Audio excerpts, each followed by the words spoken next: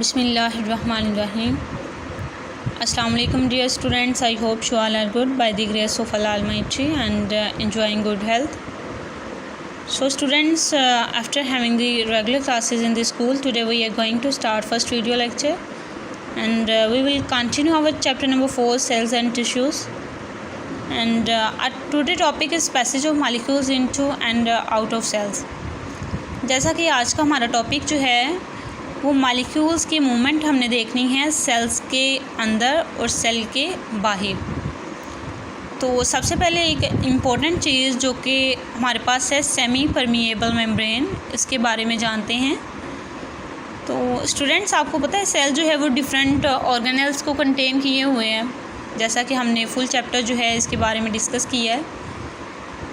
तो मैंने आपको पहले भी बताया था क्लास में कि सेमी परमिएबल मेम्ब्रेन के तौर पे एक्ट करती है सेल मेम्ब्रेन, यानी कि सेल मेम्ब्रेन जो है ये एक बैरियर के तौर पे एक्ट करती है कि किन चीज़ों ने सेल के अंदर आना है और किन चीज़ों ने सेल के बाहर जाना है, यानी कि एक इक्विलिब्रियम की पोजीशन जो है उसको किस तरह से मेंटेन रखना है। अब सारे ही मॉलिक्यूल जो है वो ऐसे ही तो नहीं सेल के अंदर एंटर हो जाएंगे, तो इसीलिए कि ये सेल मेम्ब्रेन जो है ये एक बैरियर के तौर पे एक्ट करती है कि किन सब्सटेंसेस को इसने गुजरने की इजाज़त देनी है और किन को नहीं देनी, यानी सिलेक्टिव सब्सटेंसेस को इसने गुजरने की इजाज़त देनी है। इसलिए इसको सेमी परमिएबल मेम्ब्रेन कहा जाता है कि ये बैरियर के तौर पे एक्ट करती है और कुछ सब्सटेंसेस को गुजरने की इजाज़त देती है जिसकी इसको ज़रूरत होती है और कुछ को जो है वो नहीं देती। अब हमारे पास जो सेल मेम्ब्रेन है ये किस तरह से इक्विलिब्रियम को मेंटेन रखती है। Cell membrane maintains equilibrium inside cell as well as outside by exchanging matter with cell's environment according to needs. अब सेल को जितने मटेरियल की ज़रूरत होती है, जितने मॉलिक्यूल्स की ज़रूरत होती है, उसको अंदर लेके जाना है या आउटसाइड दी एनवायरनमेंट जो है उसको करना है, आउटसाइड जो है वो रिमूव करना है। तो इस तरह से वो एक इक्विलिब्रियम जो है उसको मेंटेन कर लेते हैं। तो सेल इस तरह से अपनी इक्विलिब्रियम की पोजीशन को जो है वो मेंटेन करता है और इसके लिए इसको कुछ फिनोमिना की ज़रूरत होती है जो कि हमारे पास है diffusion, facilitatory diffusion, osmosis, filtration, active transport, endocytosis and exocytosis.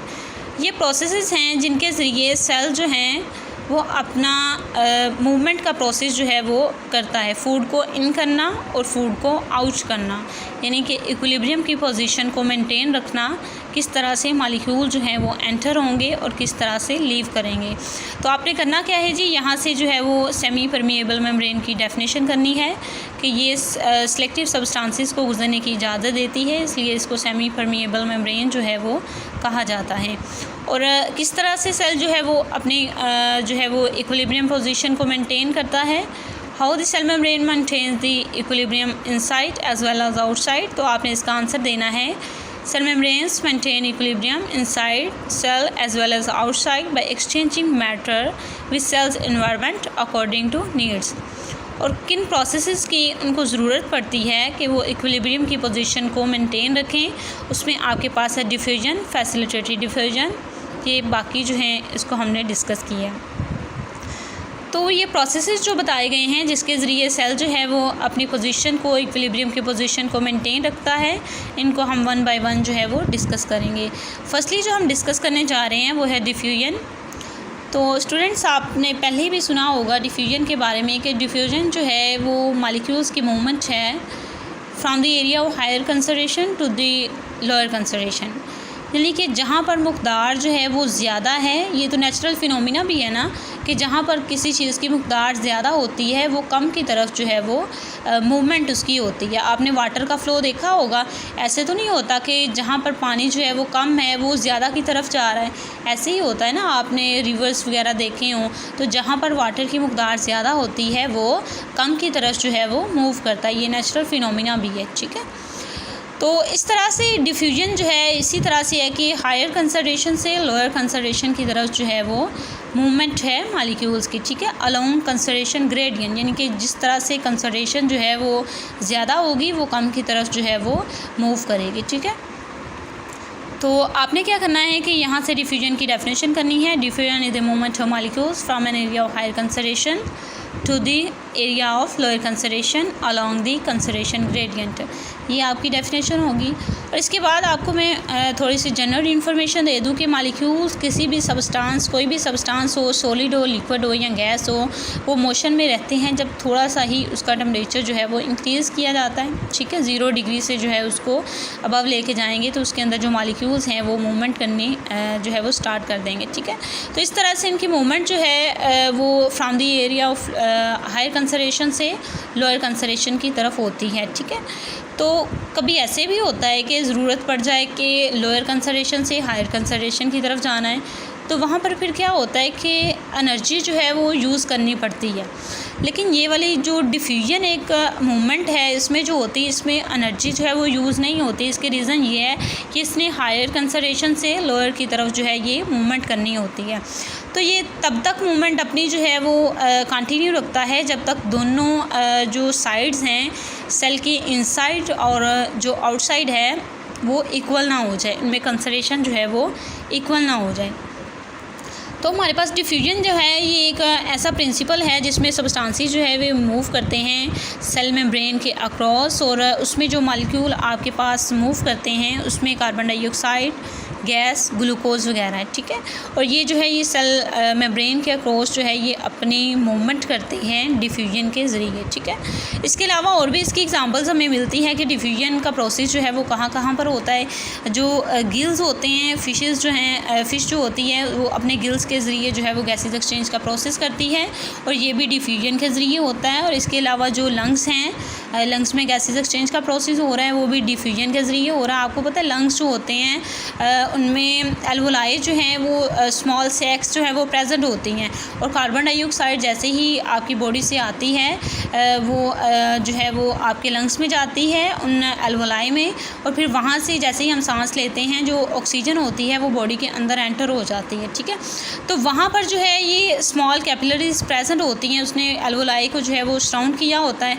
वहाँ पर डिफ्यूजन के ज़रिए जो है वो ऑक्सीजन को ब्लड के अंदर एंटर किया जाता है, और ब्लड से कार्बन डाइऑक्साइड को जो है वो बाहर वहाँ पर एल्वोलाई के अंदर जो है वो छोड़ा जाता है। तो इस तरह से जो है वो कार्बन डाइऑक्साइड जो है उसी पैसेजवे से माउथ से, हमारे नोज से जो है वो बाहर आ जाती है। ठीक है, तो इस तरह जो स्मॉल इंटेस्टाइन है, स्मॉल इंटेस्टाइन ल्यूमन से जो होती हैं जो मटेरियल वगैरह जो है वो ब्लड कैपिलरीज में भी डिफ्यूजन के ज़रिए जो है वो जाता है। तो इस तरह से स्टूडेंट्स आपकी जो डेली लाइफ है उसमें भी आपको बहुत सारे फिनोमिना नज़र आते हैं जिसमें हायर कंसर्वेशन से लोअर कंसर्वेशन की तरफ जो है वो मूवमेंट होती है। तो इस तरह से आपके पास जो है वो इस मूवमेंट को जो कि डिफ्यूजन हो रही है हायर कंसर्वेशन से लोअर की तरफ, इसको हम नाम देते हैं पैसिव ट्रांसपोर्ट का। ट्रांसपोर्ट का आपको मतलब पता है कि एक जगह से दूसरी जगह किसी मटीरियल वगैरह को लेके जाना है, लेकिन ये मटीरियल जो है ये पैसिव क्यों इसको कहा जा रहा है, क्योंकि इसमें कोई भी एनर्जी जो है वो यूज़ नहीं हुई। हायर से लोअर की तरफ आए हैं तो एनर्जी का यूज़ जो है यहाँ पर नहीं हुआ। ठीक है, तो इसी तरह से आपने यहाँ से भी डेफिनेशन इसकी कर लेनी है कि cell does not expend energy when molecules diffuse across its membrane, the diffusion is the type of passive transport. ठीक है, तो यहाँ पर जो ट्रांसपोर्ट होगी वो कौन सी होगी, पैसिव ट्रांसपोर्ट होगी, यहाँ पर किसी भी एनर्जी का यूज़ जो है वो नहीं हुआ है। ठीक है, तो इस तरह से जो है वो आपका डिफ्यूजन का टॉपिक जो है वो कंप्लीट होता है। आपने यहाँ से डिफ्यूजन की डेफिनेशन करनी है, इसके अलावा आपने इसको जो है वो रीड आउट करना है, और ये आपने इसका प्रिंसिपल याद करना है कि कौन कौन से मटेरियल जो है वो किस तरह से एक्सचेंज होते हैं। इसके अलावा आपने यहाँ से पैसिव ट्रांसपोर्ट जो है उसकी डेफिनेशन को अच्छे से याद करना है, और इसमें से इम्पोर्टेंट मैंने आपको सेमी परमिएबल मेम्ब्रेन, डिफ्यूजन और पैसिव ट्रांसपोर्ट इसकी डेफिनेशंस बताई हैं, ये आपने अच्छे से याद करनी है। और जी स्टूडेंट्स, तो इसके अलावा आपने करना क्या है जी, आपका जो हमने टॉपिक पढ़ा था सैटरडे को वो था cell size and surface area to volume ratio.